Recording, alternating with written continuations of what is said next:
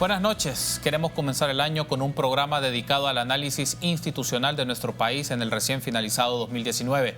Nos referimos al trabajo de la Corte Suprema de Justicia a través de la Sala de lo Constitucional. También es importante observar el comportamiento de los órganos de Estado ante la nueva administración en el Ejecutivo. ¿Cómo ha marcado la relación entre instituciones? Eso conlleva entender cuáles son las garantías del cumplimiento de competencias de las instancias estatales para resolver problemas de la ciudadanía y que no implique sobrepasar sus atribuciones que emanan de la Constitución. Sobre estos temas hablaremos esta noche con dos abogados especialistas. Iniciamos 8 en punto.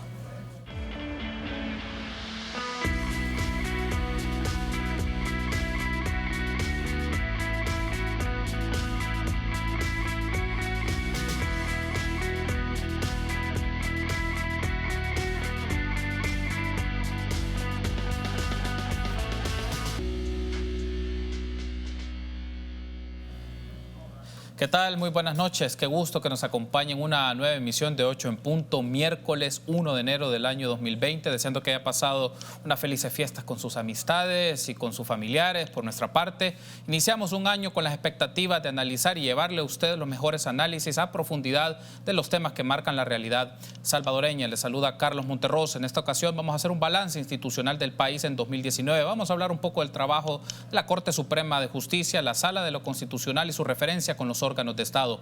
Y es un gusto para mí recibir en este set a José Miguel Arévalo, abogado, presidente del Centro de Estudios Jurídicos, y también a Efraín Arévalo, abogado constitucionalista, nuestro invitado que nos acompaña esta noche. Bienvenidos, qué gusto que nos acompañen. José Miguel, feliz 2020. Muchísimas gracias por la invitación, un gusto estar aquí contigo y también con Efraín. Y bueno, un saludo también a todos los televidentes. Gracias por tomar la invitación. También, Efraín, qué gusto tenerte de vuelta. Carlos, el gusto es mío. José Miguel, un placer y un saludo para los amigos televidentes. Muy bien, vamos a darle paso entonces a la nota introductoria. Mario Solano reitera que la Sala de lo Constitucional no está sobre los tres poderes del Estado y que deben entender que forman parte de un todo. Que no se vayan a erigir y decir nosotros somos los controladores de la sala del resto de los órganos del Estado. No, actúen como dice la Constitución, colaborarán entre sí en el ejercicio de las funciones públicas. La explicación va de la mano con la recomendación a la nueva sala para que no intenten reformar la Carta Magna vía sentencias. Porque el intento de reformar la Constitución, o más bien resolviendo cuestiones que les han presentado, intentan o hacen una reforma constitucional mediante una mutación constitucional, entonces creo yo que la cosa iría mal. Por la coyuntura, los magistrados también tendrán que recibir demandas electorales y aquí va la otra sugerencia de este jurista. El Tribunal Electoral es la máxima autoridad en materia electoral, sí, ¿verdad? Y eso deben de tener ellos la inteligencia suficiente de saber cuándo la sala está siendo utilizada, cuándo la sala está siendo, digamos, como intervenida por intereses extraños.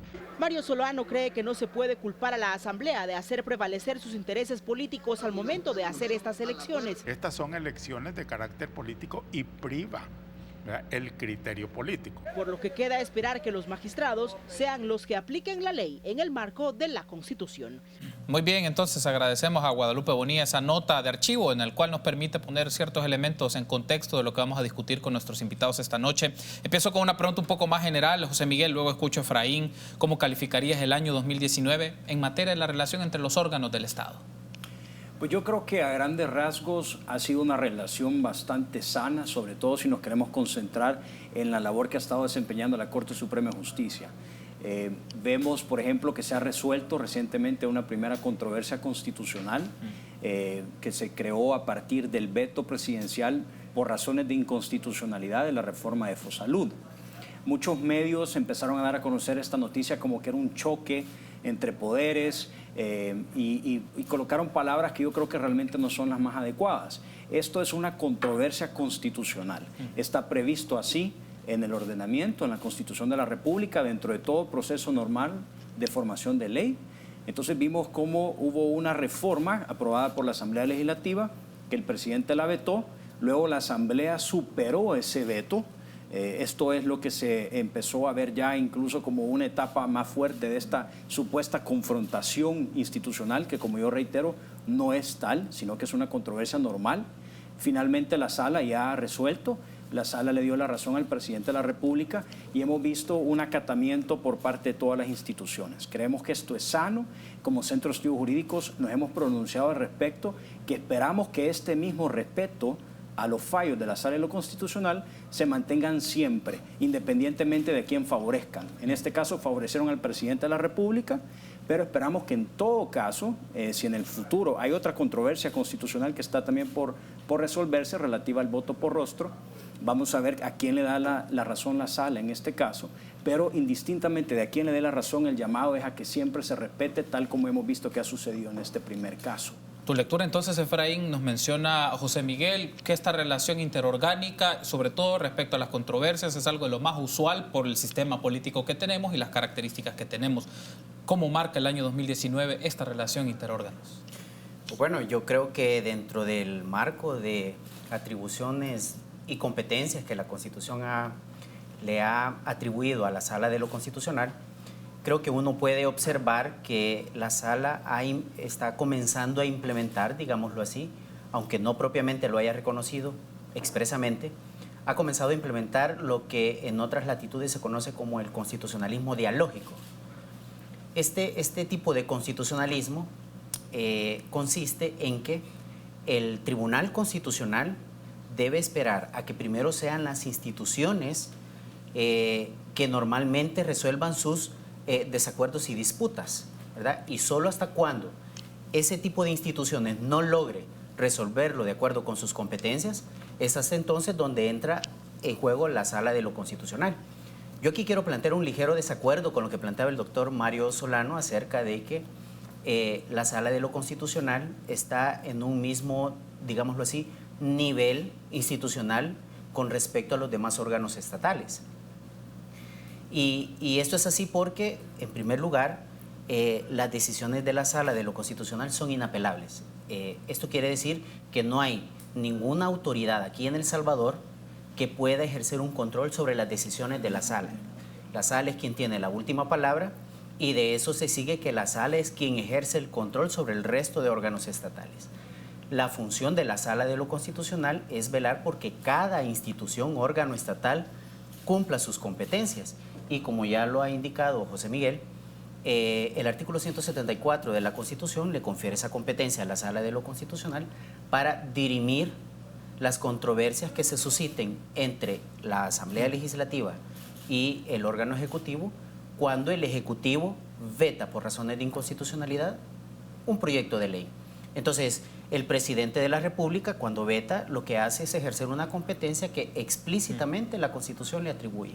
Entonces, dentro de este campo de aplicación del principio de separación de poderes y principio de colaboración, creo yo que ha habido algo así como una especie de diálogo institucional, ¿verdad? En donde la Sala de lo Constitucional, a diferencia de la anterior conformación, está esperando a que sean primeramente las instituciones, digámoslo así, ordinarias, las que resuelvan las disputas institucionales que surjan entre ellas. Esta nueva configuración de la Sala de lo Constitucional, José Miguel, marca como muchas expectativas, en algunos casos a distanciarse respecto a la configuración anterior que estuvo los 9 años pasados. Hay un aspecto aquí que es relevante porque hace unos días estuvieron con nosotros discutiendo sobre este mismo tema los abogados Jacobo Cruz Sosa y Leonor Selva. Y uno de los temas que salió aquí es que esta nueva configuración de la sala, que ya tiene un año, un poco más de un año de trabajo, es una sala mucho más sobria respecto a las decisiones. ¿Compartes un poco la idea que esta nueva configuración es más sobria respecto a la anterior y que por ende se puede tener otro tipo de resoluciones o por otra línea de trabajo? Yo creo que ya, como tú bien dices, un año de trabajo es suficiente para empezar a valorar cómo ha venido desempeñándose la sala. Si bien es un periodo corto, si tomamos en consideración el periodo total que pasa en la Sala de lo Constitucional. Claro. Pero una sentencia importante que yo creo que podemos destacar es la de la inconstitucionalidad del magistrado Ulises Rivas en el Tribunal Supremo Electoral. Y digo importante porque nos permite ver que la sala actual ha mantenido el criterio en un aspecto tan importante como es las elecciones de segundo grado y el hecho de que los funcionarios deben estar al servicio del Estado y no de un partido político determinado. En ese sentido, creo que es muy positiva esa resolución, tal vez, y comparto con los colegas que tú mencionabas, que el trabajo de la sala no ha tomado aún, o no ha tomado hasta el momento, tal vez la misma fuerza que tomó la sala anterior. Pero es muy prematuro empezar a comparar por lo mismo que digo. Si bien un año ya nos permite ver ciertos parámetros, es todavía muy temprano para compararlo. Al menos hasta la fecha, a nosotros nos da mucha satisfacción el trabajo de la sala en el sentido de que las resoluciones que ha ido emitiendo han sido resoluciones bien fundamentadas. En esta que se declaró inconstitucional la elección del magistrado del Tribunal Supremo Electoral, mantiene ese criterio de la sala anterior en el sentido de que es labor de la Asamblea Legislativa verificar en todas las elecciones de segundo grado que las personas que sean electas cumplan con los requisitos constitucionales, principalmente el de idoneidad, moralidad notoria, pero que no tengan un vínculo partidario que puede ser material o formal. Da un desarrollo importante a cómo estos vínculos pueden establecerse y a diferencia de la sala anterior, incluso empieza a marcar un poco la pauta sobre cuándo pueden haber casos de desvinculación partidaria. Sí. Porque una crítica que se hizo a la anterior sala era que básicamente estaba generando un tipo de muerte civil, en el sentido de que toda persona que ya había tenido una participación en un partido político se veía imposibilitada en el futuro de poder acceder a un cargo de elección popular porque había en algún momento de su vida pertenecido a un partido. Entonces ya la nueva sala desarrolla este tema y empieza a marcar ciertos parámetros que pueden tomarse en cuenta para establecer que una persona que ya ha pertenecido a un partido en el pasado, si tuvo un descontento con ese partido, si se alejó de ese partido, si los motivos por los cuales renuncia no son para un fraude de ley o un fraude constitucional, sino un verdadero apartamiento del partido, puede volver a acceder. En ese sentido es positivo, pero sí tiene un atraso en ciertas resoluciones también. Por ejemplo, hay una demanda de inconstitucionalidad que presentó el Centro de Estudios Jurídicos hace 2 años, fue admitida contra la elección de la actual composición de la Corte de Cuentas de la República, fue admitida hace 2 años y no ha sido resuelta. Esto por darte un ejemplo de sentencias importantes que todavía están pendientes y que la sala tendrá que retomar y tal vez acelerar un poco el trabajo. Tú sabes que también hubo un atraso en la elección, claro, que eso generó también una mora judicial importante. Tengo que hacer la pausa, pero al regresar seguimos ampliando estos temas e incorporamos uno de los que has mencionado, particularmente José Miguel, los procesos de elección de funcionarios de otras instituciones que hace la Asamblea Legislativa y si lo hace bajo principios de la Constitución. Regresamos.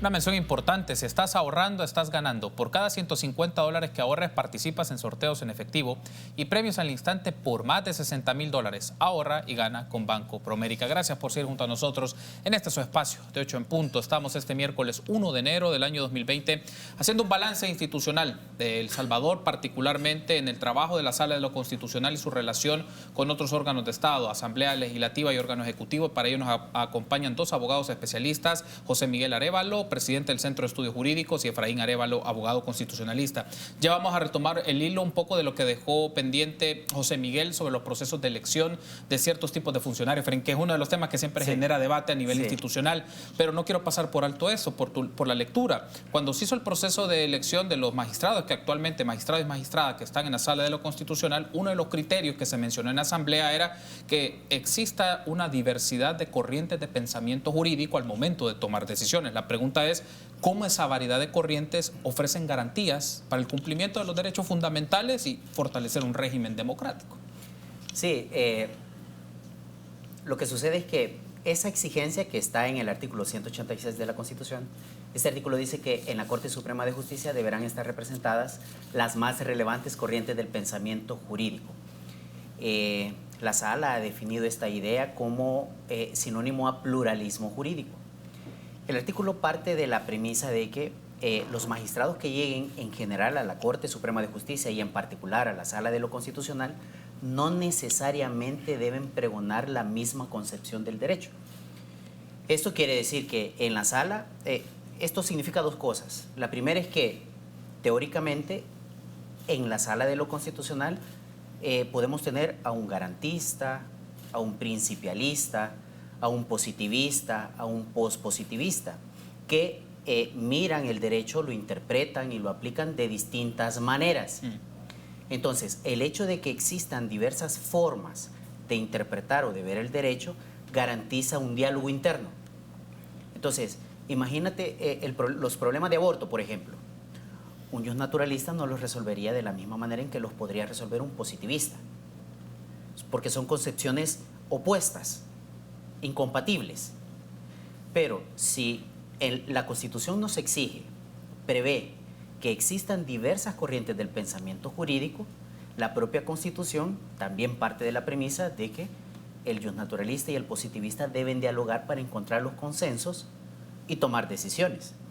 Y si a eso se lo agregamos a los 5 magistrados que integran la Sala de lo Constitucional, entonces el pluralismo jurídico lo que hace es garantizar un mayor debate interno por el tipo de argumentos que aduce cada quien. Pero además el pluralismo jurídico significa, desde una perspectiva práctica, el pluralismo jurídico significa que los magistrados de la Sala de lo Constitucional y en general los de la Corte Suprema de Justicia deben tener distinta procedencia. Es decir, que magistrados de la Corte no solo deben ser jueces de carrera, sino también abogados en el libre ejercicio. Y, digamos, una cuestión que demuestra esto es el hecho de que el listado que elabora finalmente el Consejo Nacional de la Judicatura, la mitad se elabora a partir del voto popular de los abogados, que en teoría el voto debería ser para los mejores, no para el más popular, sino para los mejores. Entonces, la procedencia también de los magistrados de la Corte debe ser plural, es decir, en teoría deberían ser profesores de derecho, jueces, abogados litigantes, etc. Entonces, el pluralismo, las diversas concepciones del derecho nos garantizan decisiones dialogadas internamente. Retomando entonces esta idea de Efraín, José Miguel, ¿tú consideras que esta configuración de la sala es pluralista por sus corrientes de pensamiento jurídico, o la asociación que puede hacer el ciudadano es pluralista por los vínculos o la afinidad política que puede existir o la variedad de pensamiento político? Es decir, ¿cómo se lleva estos dos elementos en simultáneo para entender este tipo de decisiones que toma un tribunal de estas características? Y son dos conceptos totalmente distintos. Es decir, las distintas corrientes del pensamiento jurídico, que bien explicó Efraín, no pueden ni deben confundirse con distintas ideologías políticas. La Sala de lo Constitucional en su jurisprudencia ya ha señalado que no podemos pedirle al magistrado que no tenga una ideología. No podemos pretender que sean personas que no tengan una determinada ideología. Eso es imposible de pedirlo. Pero lo que no pueden tener es una relación tal con un partido político que pueda llegar a generar una subordinación hacia ese partido y que por lo tanto sus decisiones no estén basadas en su pensamiento jurídico, que repito, Efraín ya explicó cuáles son algunas de estas corrientes, sino más bien en un vínculo o en una obediencia o dependencia, dice la Sala, con un determinado partido. Y por eso la importancia de que la Asamblea Legislativa, al momento de realizar elecciones, no solo de magistrados a la Corte Suprema de Justicia, sino Fiscal General de la República, Corte de Cuentas de la República, Procuraduría General de la República, Procuraduría para la Defensa de los Derechos Humanos, etcétera, siempre tome en cuenta esta jurisprudencia, no solo la jurisprudencia que desarrolla en alguna forma, pero la Constitución, que señala que no pueden tener vínculos con partidos políticos. Y esto es lo que nosotros hemos señalado elección tras elección tras elección, que la Asamblea Legislativa incumple, porque vemos que hay repartos políticos y se terminan eligiendo a personas que no son las más idóneas para el cargo, sino personas que pueden tener un vínculo con ellos y defenderlos. Lo hemos visto ya, por ejemplo, con el caso muy claro del expresidente Saca, condenado por corrupción, quien obtuvo de parte de la Corte de Cuentas de la República de ese momento, del presidente, un famoso finiquito express. en el que básicamente se decía que él había administrado bien los recursos públicos. Una persona que ya aceptó ante los tribunales que desvió $350 millones del erario público. Entonces, bueno, se ha abierto incluso una investigación por parte de la Fiscalía en contra de este funcionario que ostentaba el cargo. Entonces, si tú no limpias las instituciones, porque mucho se habla acerca de la importancia de fortalecer las instituciones, y tú lo puedes hacer mediante reformas constitucionales, reformas legales, tú puedes, o incluso mediante un mayor presupuesto o recursos técnicos, tú puedes fortalecer las instituciones. Pero yo he utilizado este ejemplo anteriormente. Si tú tomas la manzana podrida, que es esa institución que no está funcionando, y la cambias por una nueva manzana, pero a esa manzana tú le introduces un gusano, y lo digo aunque suene un poco fuerte, pero así lo es, esa manzana va a terminar estando nuevamente podrida. Entonces, el rol que tiene la Asamblea Legislativa de asegurarse de que a nuestras instituciones lleguen las personas más idóneas, que no tengan vínculos con partidos políticos y que se apeguen esas elecciones a la Constitución y a la jurisprudencia, es un rol y una obligación que tiene la Asamblea y que debe cumplir porque no lo ha estado haciendo. Un aspecto muy puntual, José Miguel, por la configuración entonces que tiene esta sala, desde tu lectura, ¿existe ese pluralismo de las corrientes jurídicas? Es decir, ¿se vislumbra tal vez no sé si las resoluciones o sentencias lo permitan hasta este momento, sí, pero deja la impresión por el recorrido o el background que tienen los magistrados y magistradas que representan esa variedad del pensamiento jurídico? Yo creo que sí la hay. Los magistrados vienen de distintos antecedentes, no solo, como decía Efraín, ahí tienes personas que han sido profesores, ¿sí? Personas que no han sido jueces, pero tienes también personas que han sido jueces, que han estado ejerciendo la judicatura. Tienes a personas que se han destacado mucho en el área constitucional, en el área civil, incluso en el área del derecho administrativo sancionador.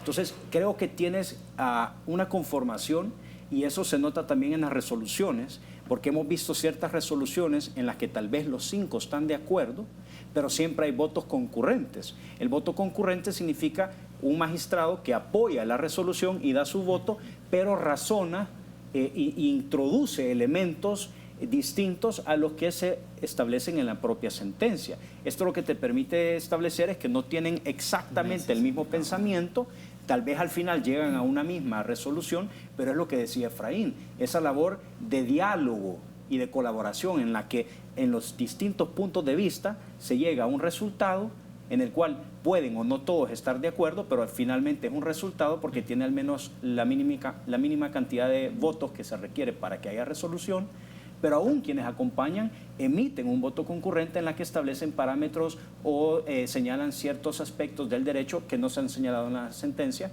y que ellos sí comparten. Entonces creo que sí la hay.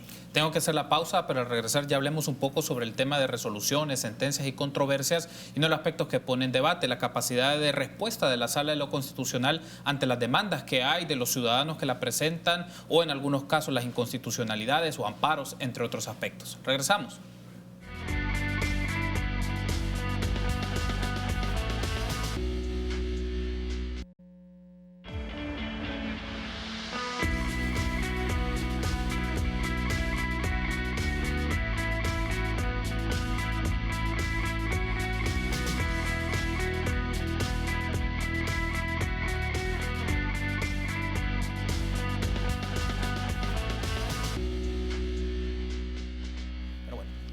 Gracias por seguir junto a nosotros en 8 en punto. Seguimos platicando esta noche del 1 de enero con Efraín Arévalo, abogado constitucionalista, y con José Miguel Arévalo, también abogado y presidente del Centro de Estudios Jurídicos. Cambiemos un poco de tema, Efraín.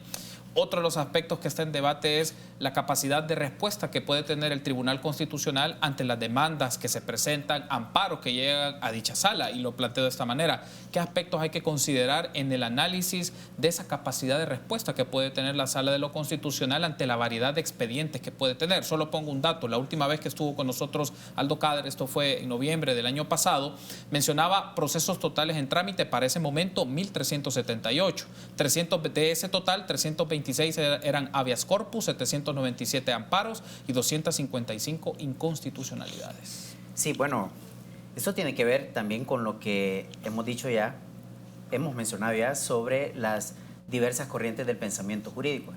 Si tú tienes una sala muy plural, el efecto, digamos, secundario que se produce en este punto son el tema de lograr los acuerdos, el consenso.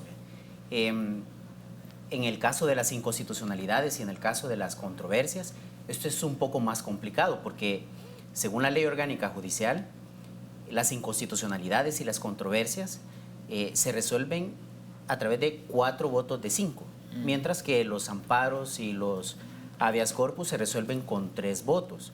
Entonces, esta idea de las diversas corrientes del pensamiento jurídico, creo yo que también produce el efecto acerca de que a lo mejor los consensos, ¿verdad?, llegan, pero a lo mejor tardan un poco en llegar, y eso hace que en algunos casos los amparos, los habeas y las inconstitucionalidades principalmente demoren un poco más.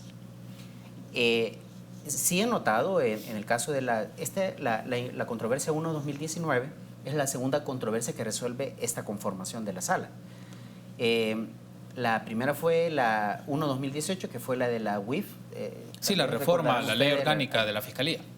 Ahí la sala tomó su decisión, se requirieron de 4 votos y la decisión se tomó muy pronto. Y esto es porque la propia Constitución establece que las controversias deberán ser resueltas en el plazo de 15 días. La jurisprudencia ha interpretado que estos 15 días son días hábiles. Y eso mismo pasó con la controversia 1-2019. En este momento está en trámite la controversia 2-2019, que versa sobre el voto por rostro en las elecciones para consejos municipales, sí, que el presidente vetó por violación a la igualdad, porque para los demás miembros del consejo municipal no se prevé esa posibilidad. Entonces yo creo que el tema del pluralismo es el que está, digamos, haciendo eco en esta, digamos, capacidad de respuesta que tiene la Sala de lo Constitucional. Es algo que creo yo que la propia Sala de lo Constitucional deberá trabajar para, ¿verdad?, brindar respuestas expeditas a la gente que pide amparo o habeas corpus. Una pregunta muy puntual, empiezo contigo, Efraín, luego escucho a José Miguel. Por ejemplo, ¿qué determinaría el balance? Porque no resulta una tarea tan fácil, pero el balance para un tribunal constitucional entre la urgencia para resolver ante una demanda por la problemática social que eso marca, o la prescripción en algunos casos, o la implicación de la resolución y sentencia. Es decir, ¿qué determina ese balance ante esas 3 circunstancias de una decisión, sin obviar lo que hablamos de las corrientes? Sí, bueno, aquí es importante recordar que la Sala de lo Constitucional no es un tribunal de apelaciones de las distintas autoridades que existen. Es decir, la Sala de lo Constitucional es un tribunal de carácter extraordinario. En principio, la Sala de lo Constitucional solo estaría llamada a resolver problemas en donde el sistema en verdad no funciona. La Sala de lo Constitucional está para corregir las patologías del sistema. Entonces, esto hace, por ejemplo, que en otros países los tribunales vayan seleccionando qué casos resuelven, y por una sola vez, para que luego sean otras instituciones las encargadas de cumplir esas decisiones.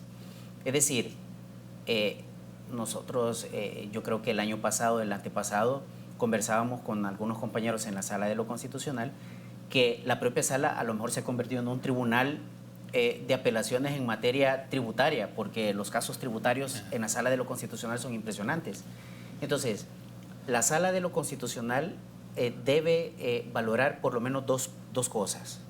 Uno es que es un tribunal ciudadano, y esto quiere decir que también la Sala es un tribunal pensado para brindarle protección constitucional a la persona que lo solicita, porque hay una autoridad que ha violado sus derechos.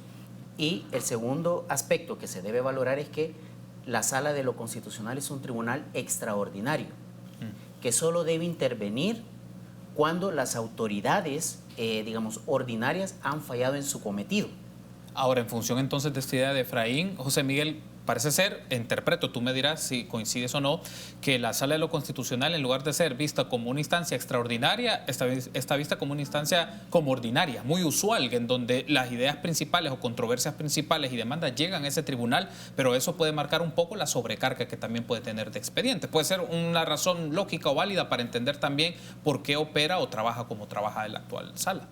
Yo creo que evidentemente uno de los factores que tú tienes que considerar cuando ves el tiempo que tarda un tribunal en resolver es la cantidad de demandas que admite, porque la Sala de lo Constitucional es una de las salas que más casos admite, a diferencia de otras, por ejemplo, la Sala de lo Contencioso, que ha estado disminuyendo bastante, que era como la hermana, digamos, en temas de cantidad de demandas que recibía, pero a partir de las reformas que se han hecho, que han generado o creado tribunales más cercanos a la población, se ha visto reducida. Tienes la Sala de lo Penal, es decir, todas tienen su mora. En el caso de la Sala de lo Constitucional, evidentemente el factor de la cantidad de demandas que recibe es un elemento a considerar, pero creo que el desacato a su jurisprudencia es uno de los factores más importantes que debe erradicarse, porque precisamente como hemos mencionado, una vez la sala resuelve, lo que tú esperarías es que los entes obligados o los entes competentes acaten esa jurisprudencia, esos lineamientos en su actuar, para que no tengan que seguirse presentando demandas por lo mismo y la sala reiterando sus mismos llamados. Y lo digo particularmente por el caso que hemos estado hablando, las elecciones de funcionarios de segundo grado. Tú esperarías que una asamblea legislativa de forma responsable, con un tan solo fallo de estos, en las siguientes elecciones que realice, acate esa jurisprudencia y cumpla con esos parámetros. Pero lo que tú ves es que no lo hacen.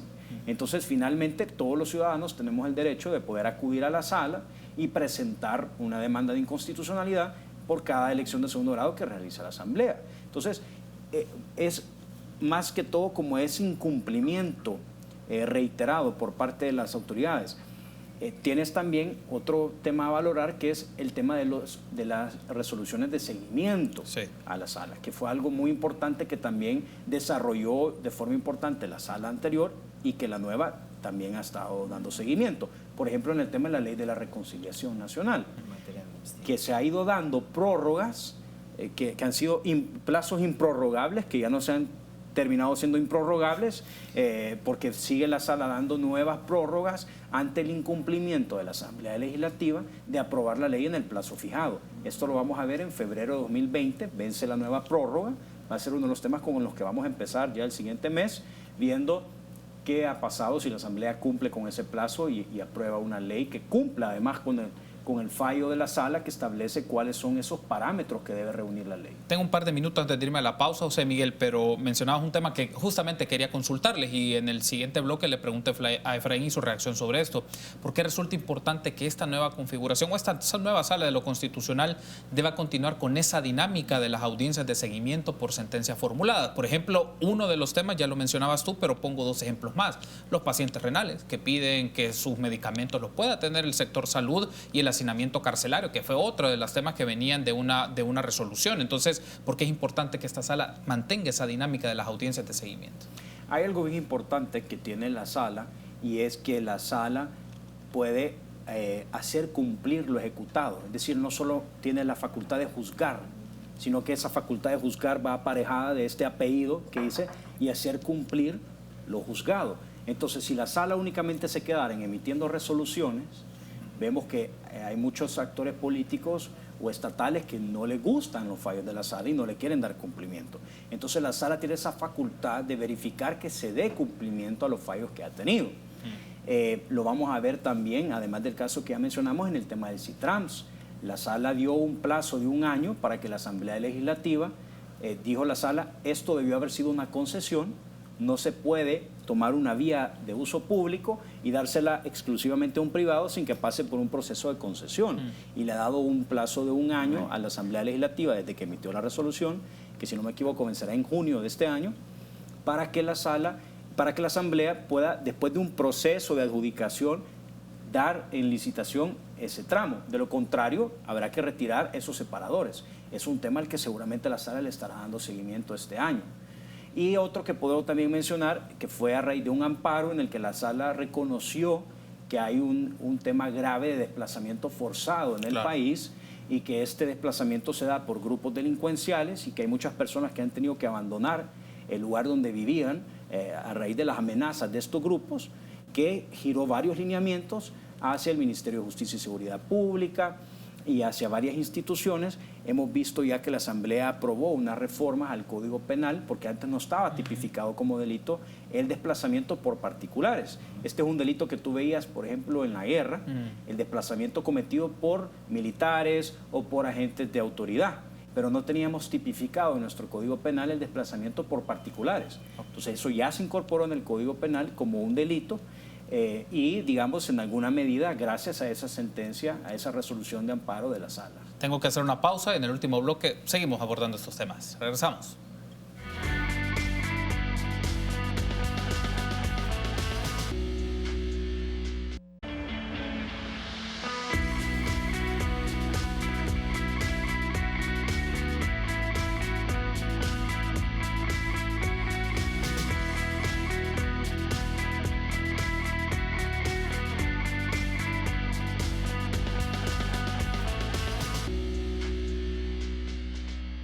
Pues bien, este es el último bloque entonces del programa del 1 de enero del año 2020. Efraín, tenemos pendiente esta idea. ¿Por qué la necesidad de las audiencias de seguimiento, pero también, como mencionaba José Miguel, el carácter de que esto se vuelva vinculante? ¿A qué me refiero vinculante? Que se materialicen en las decisiones de las instancias pertinentes, ya sea Asamblea Legislativa, ya sea el órgano ejecutivo o instituciones particulares sobre resoluciones o sentencias que ha emitido la Sala.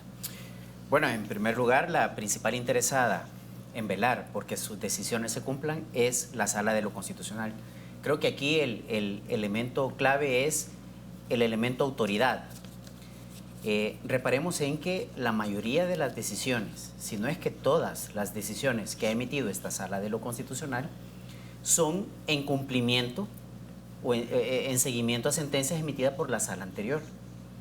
Entonces, de momento, sentencias emitidas por la, digamos, actual conformación de la subjetiva de la Sala de lo Constitucional, de momento todavía no hay una en la que esta misma Sala le esté dando seguimiento. Creo que la primera se va a presentar en el caso de Citrams. Entonces, la primera interesada en velar porque sus decisiones se cumplan es institucionalmente la Sala de lo Constitucional. El efecto pernicioso que se va a generar con esto es que si decisiones de la anterior conformación de la Sala se están incumpliendo, existe el riesgo que cuando esta conformación de la Sala emita sus decisiones y ordene el cumplimiento de determinado curso de acción, entonces el riesgo que se va a presentar es que las propias decisiones se van a incumplir. Entonces, la principal interesada es esta Sala. Como ya lo dijo Miguel, el segundo aspecto es que la propia Constitución le confiere competencia a la Sala de lo Constitucional para darle seguimiento a sus decisiones. Aquí hay que recordar que, digamos, que el estilo de la Sala anterior, uno lo podía dividir. Habían casos en los que la Sala anterior emitía decisiones de seguimiento y para eso hacía audiencias públicas, audiencias de seguimiento, pero habían otros casos en donde esas audiencias no se llevaban a cabo, sino que se hacían por escrito. Entonces, hay audiencias orales de seguimiento y audiencias de seguimiento por escrito. Yo creo que el estilo de esta Sala es hacer audiencias de seguimiento por escrito, ¿no? Y todo eso. Y el tema también de por qué es necesario que la Sala ponga el ojo en el tema de los seguimientos es un tema de eficacia de las decisiones. Es que si el artículo 183 de la Constitución determina que las decisiones de la Sala producen efectos generales y obligatorios, eso quiere decir que en principio toda autoridad debería estar dispuesta a darle cumplimiento a las decisiones de la Sala, pues para eso se han obligado según el artículo 235. Me restan pocos minutos, pero no quiero pasar por alto este tema porque lo discutimos hace unas semanas atrás con Jacobo Cruz y también con Leonor Selva, el tema de, ¿ustedes consideran que en este momento ya es el tiempo adecuado para plantearse reformas a la Constitución de la República o tenemos una base constitucional, principios constitucionales adecuados para los tiempos actuales, José Miguel? Yo creo que este es un tema que tiene que verse con mucha cautela por los intereses que pueden haber detrás de ciertas reformas a la Constitución. En términos generales, yo creo que tenemos una buena Constitución, no es una Constitución que tenga falencias que pongan en riesgo el ejercicio de derechos fundamentales en nuestro país, es decir, tenemos una Constitución bastante reforzada, ha tenido reformas a través de los años y creo que hay que verlo con mucha cautela. Si me dicen que van a reformar la Constitución para mejorar, por ejemplo, el proceso de elección de la Corte de Cuentas de la República, que dígase de paso es la única elección de segundo grado que se hace con mayoría simple y no con mayoría calificada, y eso es lo que ha dado también lugar a que puedan elegirse a funcionarios que llegan a favorecer a partidos políticos, pues enhorabuena. Si me dicen que van a reformar la Constitución para ampliar el plazo de prescripción por enriquecimiento ilícito, que actualmente es de 10 años, y hay que aclarar que este plazo es únicamente para el juicio civil que lleva la Corte Suprema de Justicia, y lo van a ampliar a 20 años para evitar que pactos políticos permitan la impunidad, enhorabuena. Pero si tú quieres empezar a reformar la Constitución para otro tipo de intereses, yo creo que tenemos que estar muy cautelosos, ver de dónde, de quién y con qué propósito vienen estas reformas, estas propuestas de reformas.